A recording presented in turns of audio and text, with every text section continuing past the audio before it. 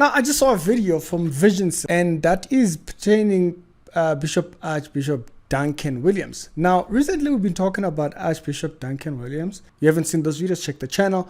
They won't be too far. With Visions' new video, came to awareness that Archbishop Duncan Williams from Ghana is the one who actually gave the blessing over T.D. Jakes' church. When Bishop T.D. Jakes invited me to dedicate the Potter's House, that was the most difficult time in my life.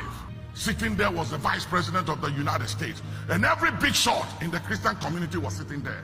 Up to today, every invitation I've had for all major churches in America came from that 7-minute prayer. Duncan Williams was the one who went over there to kind of commission the church, or do the prayer over, the person that kind of blessed you. So, and I was like, very interesting. By that which was determined in eternity in the archives before time, to declare the prophetic word.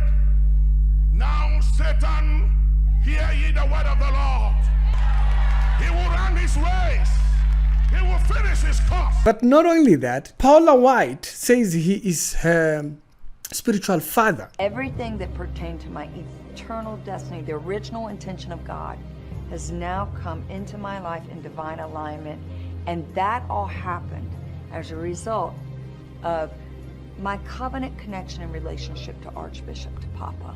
Although some people see a peer-to-peer, I see my life would have been probably destroyed, my purpose, by the plan of the enemy, had Archbishop, my Papa, not stood in place. Paula White has been having some very weird relationships lately that associate with the New World Order and the New World Order belief system. Yeah, that was actually my first time. I didn't even know that. I didn't know Duncan was over there. I know they are friends. I've known they've been friends for years because of certain videos that came out of them teaching together, whatnot, all that kind of jazz pictures together, all that. But I didn't know he was there even way back then.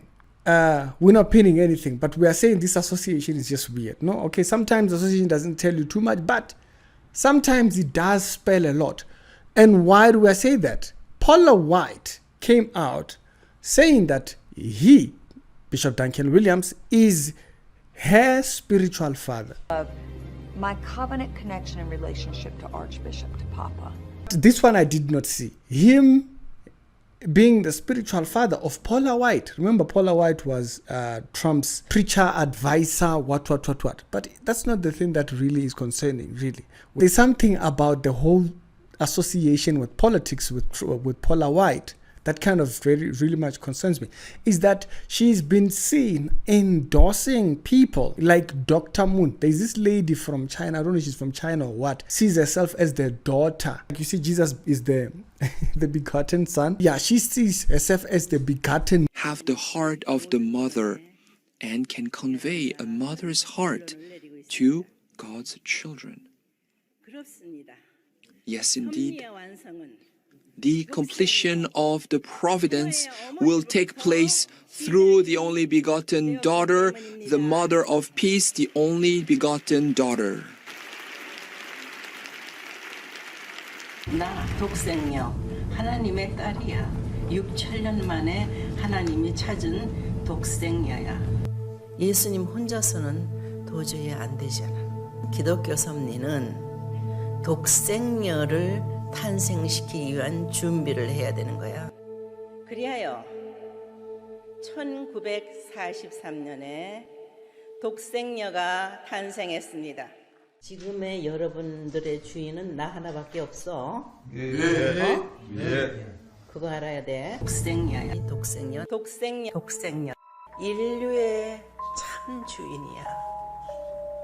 거기에 다 순종 굴복하는 천일국의 백성이 돼야 돼.